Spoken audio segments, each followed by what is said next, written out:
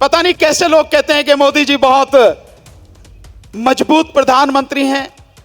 मैंने तो इनसे ज्यादा गीदड़, इनसे ज्यादा कायर, डरपोक प्रधानमंत्री इस दुनिया में तो देखा नहीं। आपको कैसे नजर आ रहा है मुझे तो पता नहीं।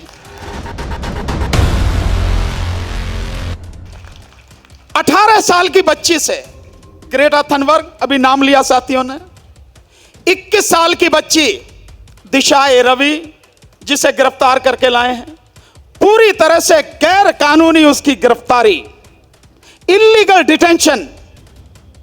उस बच्ची से डर रहे हैं प्रधानमंत्री। आंदोलनजीवी होने का मतलब है कि हम सच के साथ खड़े होने की, सच बोलने की और सच के साथ चलने की हिम्मत रखते हैं। यह आंदोलनजीवी होता है। आंदोलनजीवी होने का मतलब है हम देश में कुछ भी गलत घट रहा है उसको समझने की और उसका विरोध करने की ताकत रखते हैं। आंदोलनजीवी होने का मतलब है हम लोगों के दुख और दर्द को जानते हैं, समझते हैं और उन्हें दूर करने के लिए ऐसे आंदोलनजीवियों के साथ मिलकर चलने की ताकत रखते हैं। यह है आंदोलनजीवी होना। जो अटल बिहारी वाजपेयी क्या थे, आंदोलन किए ना उन्होंने। लाल कृष्ण आडवाणी क्या थे, आंदोलन किए ना उन्होंने। मुरली मनोहर जोशी या बीजेपी के जितने भी नेता हैं ये क्या थे, आंदोलन किए ना उन्हें आंदोलनजीवियों को परजीवी कहना मतलब आप अपने ही पार्टी के लोगों का अपमान कर रहे हैं।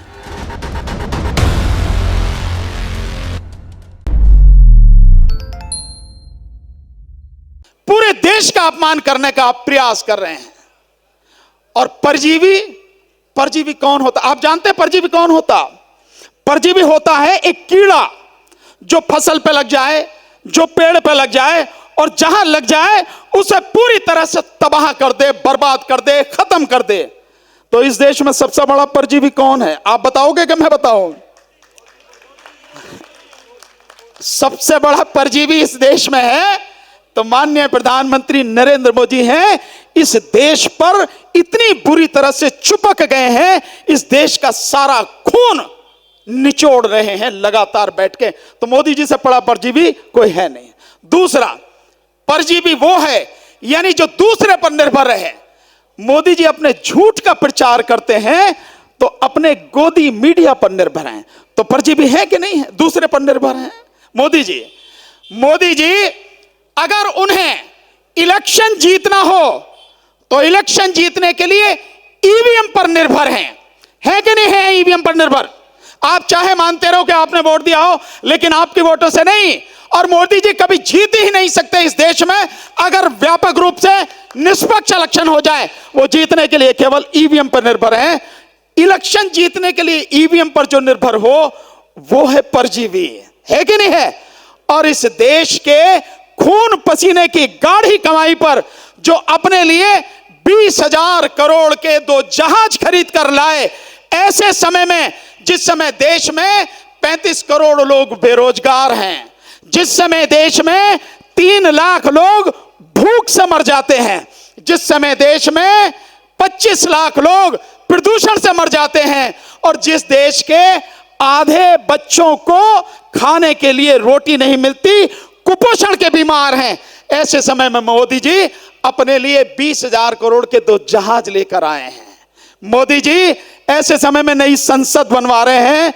राजपथ के आसपास की दोनों तरफ की जो बिल्डिंग है, कम से कम 12 बिल्डिंग है, उन्हें तुड़वाकर 20,000 करोड़ का प्रोजेक्ट बनवा रहे हैं। यह होता है परजीवी होना। तो मोदी जी इस देश के सबसे बड़े परजीवी हैं। पर साथियों, मुझे आपसे एक बात कहनी है इस सबसे अलग हटके। साथियों, हम जिस जगह पहुंच गए हैं आंदोलन के इस समय में, अब हमारा आंदोलन एक किसान आंदोलन नहीं रहा। अब हमारा आंदोलन इससे बढ़ के जन आंदोलन की तरफ बहुत तेजी से बढ़ रहा है। कल तक इसमें केवल किसान शामिल थे, मजदूर भी शामिल हुए। आज इस आंदोलन में और भी लोग धीरे धीरे शामिल होते चले जा रहे हैं। आज ये आंदोलन प्रधानमंत्री जैसे कहते थे पंजाब और हरियाणा का, नहीं, ये अब साबित हो चुका है कि यह आंदोलन पंजाब और हरियाणा नहीं, अब ये आंदोलन में शामिल राजस्थान के लोग भी हैं। इस आंदोलन में मध्य प्रदेश के लोग भी शामिल हैं। गाजीपुर बॉर्डर पर 1000 की संख्या में उड़ीसा से आकर भी लोग इस आंदोलन में शामिल हुए, 1000 की संख्या में। और मैं समझता हूं उड़ीसा से अगर 1000 लोग आ रहे हैं तो ये 10-20 हजार लोगों से कम संख्या नहीं है, इतनी दूर से चल के लोग आ रहे हैं। इसमें महाराष्ट्र शामिल हो चुका है और आप देख रहे हैं बॉम्बे के आजाद पार्क में लगातार किसानों और मजदूरों का आंदोलन चल रहा है। पटना में चल रहा है, बिहार में लगातार, तमिलनाडु में यह आंदोलन चल रहा है, कर्नाटक में यह आंदोलन चल रहा है। तो अब यह आंदोलन किसान आंदोलन से बढ़ के अब जन आंदोलन की तरफ लगातार बढ़ता चला जा रहा है। और ये जो सरकार है, यही सरकार की अब बौखलाहट है। आपने नोट किया जिस समय इस बार संसद में राष्ट्रपति के अभिभाषण के बाद प्रधानमंत्री ने धन्यवाद प्रस्ताव किया, और धन्यवाद प्रस्ताव क्या था, पूरे उनके भाषण में केवल और केवल किसान आंदोलन की ही चर्चा थी और कुछ नहीं था। कोई अभिभाषण नहीं, केवल किसान आंदोलन की चर्चा। और उसमें जिस समय वो बोल रहे थे, मैंने पहली बार नोट किया, मैं नहीं जानता आपने नोट किया नहीं किया, लेकिन मैं मोदी जी को जरा बारीकी से देखता हूं कहां कहां उनकी टांगें और जीभ कांप रही हैं। तो मैंने देखा इस बार उनके भाषण में न तो वो धार थी न वो तेज था, और इस बार उनकी जीभ लड़खड़ा रही थी, बातें उनकी सही तरीके से निकल नहीं रही। इसी आंदोलन का असर है साथियों। इसलिए हमें किसी भी सूरत में आंदोलन को कमजोर नहीं होने देना है। लगातार हमारा आंदोलन बढ़ते चला जा रहा है, और मैं इस आंदोलन के माध्यम से आज उन साथियों को कहना चाहता हूं जो अभी भी घरों में बैठे हैं। साथियों, आप सब जानते हैं, मैंने कई बार बताया भी है, मेरी वीडियोस में भी आप देखेंगे, पूरी डिटेल में मैंने समझाया है, पर फिर भी एक बात आपको बताता हूं। ये जो आंदोलन है, जिन कानूनों के विरोध में यह आंदोलन है, इन कानूनों से इस देश के न केवल 14 करोड़ 64 लाख किसान, यह सरकारी आंकड़ा है, 14 करोड़ 64 लाख, जिसमें 85% छोटे किसान है, यानी जिनके पास 2 हेक्टेयर मतलब 5 एकड़ से कम जमीन है, 85% वो हैं, यानी 12.5 करोड़ ऐसे किसान हैं, ऐसे छोटे किसान हैं। तो ये जो साथी हैं 14 करोड़ 64 लाख, साथ में इनसे जुड़े हुए करोड़ों मजदूर, और इसके साथ जो खाद, बीज, कीटनाशक, मशीन ये जो बेचते हैं, ऐसे जो छोटे व्यापारी हैं, ये बर्बाद होंगे। और साथ में एक बहुत बड़ा वर्ग है जो इन कानूनों से बर्बाद होगा, वो है मजदूर, गरीब। कैसे बर्बाद होगा साथियों? बहुत सीधा सा है, ये कानून अगर लागू रहते हैं, इस कानून के माध्यम से जो 82 करोड़ मजदूर हैं, गरीब हैं, जिनके लिए 2013 में देश की संसद ने नेशनल फूड सिक्योरिटी एक्ट, राष्ट्रीय खाद्य सुरक्षा कानून बनाया था, जिसके माध्यम से 82 करोड़ लोगों को 3 रुपए किलो चावल, 2 रुपए किलो गेहूं और 1 रुपए किलो मोटा अनाज देने की व्यवस्था की थी। जब सारा ही अनाज खेत में उत्पन्न होने वाला एग्रीमेंट के माध्यम से व्यापारियों के गोदामों में चला जाएगा, तो सरकार के पास इन मजदूरों को, इन गरीबों को देने के लिए अनाज कहां से आएगा साथियों? नहीं आएगा ना, क्योंकि सारा अनाज तो व्यापारी के गोदाम में चला गया। तो सरकार के पास खरीदने के लिए क्या बचेगा? कुछ नहीं। सरकार चाहती भी यही है, क्योंकि 2017 में नीति आयोग, जो इस पहले योजना आयोग था, अब नीति आयोग है। नीति आयोग में सरकार के सलाहकार जो हैं, उन्होंने कहा था कि सरकार को किसान सब्सिडी से और एमएसपी से बाहर निकलना चाहिए। तो साथियों, जब वो बाहर निकलेंगे, उसी के लिए कानून बनाया गया है, किसान के साथ साथ मजदूर को तबाह करने के लिए। तो जब सारा अनाज व्यापारी के गोदाम में चला जाएगा। स्वाभाविक रूप से इस देश के जो 82 करोड़ मजदूर हैं, जिनके लिए 5 लाख राशन की दुकानें खोली गई हैं, उनके लिए सरकार के पास अनाज नहीं होगा। तो किसान के साथ साथ ये 82 करोड़ गरीब लोग भी तबाह हो जाएंगे, खत्म हो जाएंगे। इस तरह से ये जो कानून है इस देश के लगभग 120 करोड़ लोगों को पूरी तरह से तबाह कर देगा। अब मैं उनके विषय में बात कहना चाहता हूं जो लोग अभी भी घरों में बैठे हैं, जो दुकानदार हैं, कैसी भी दुकानें करते हैं। जैसे ये दुकानें खुली हुई हैं, आप जाइए, लाखों नहीं करोड़ों की संख्या में बाजारों में इस देश में दुकानें हैं। एक सवाल आप अपने आप से पूछिए, और हर कोई पूछे, वो दुकानदार भी पूछे, जब देश की 120 करोड़ की आबादी बर्बाद हो जाएगी, किसान मजदूर और फिर गुलाम बन जाएगा और फिर बंधुआ मजदूर बन जाएगा, उस स्थिति में जब किसी के पास खरीदने के लिए ही कुछ नहीं होगा, जब किसी के पास जेब में पैसा ही नहीं होगा, जब रोजगार ही नहीं होगा, जब नौकरी ही नहीं होंगी, इन दुकानों से खरीदने कौन जाएगा साथियों? क्या ये दुकानें चल पाएंगी या इन दुकानों में ताला लग जाएगा? निश्चित रूप से इन दुकानों में ताला लग जाएगा। तो जो लोग ये सोचते हो कि ये तो किसान आंदोलन हमारा तो नहीं, साथियों, हर किसी को बहुत ईमानदारी से, बड़ी गहराई से सोचना पड़ेगा कि ये आंदोलन, ये पूरे देश को बचाने का आंदोलन है, और बचेगा इन कानूनों से कोई भी नहीं। किसान भी मरेगा, मजदूर भी मरेगा, और इस देश का गरीब और इस देश का व्यापारी, हर कोई तबाह होगा। इसलिए इस आंदोलन में हर किसी को भाग लेना चाहिए, हर किसी को साथ देना चाहिए। इसलिए साथियों, मैं बार बार कहता हूं मन से, क्योंकि मुझे लगता है कई बार लोग भूल जाते हैं। हालांकि शुरू में बहुत बढ़िया तरीके से हमने इस पर अमल किया, पर अभी भी हमें इस पर अमल करना चाहिए साथियों।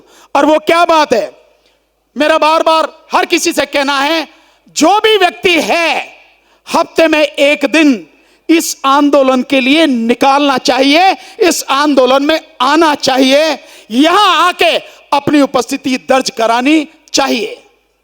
कोई कहे कि मेरे पास समय नहीं, हर किसी के पास समय है। हम कितने ही दिन टीवी देखते रहते हैं, कितने ही समय मोबाइल चलाते रहते हैं, ताश खेलते रहते हैं, इतना समय हमारा बर्बाद होता है।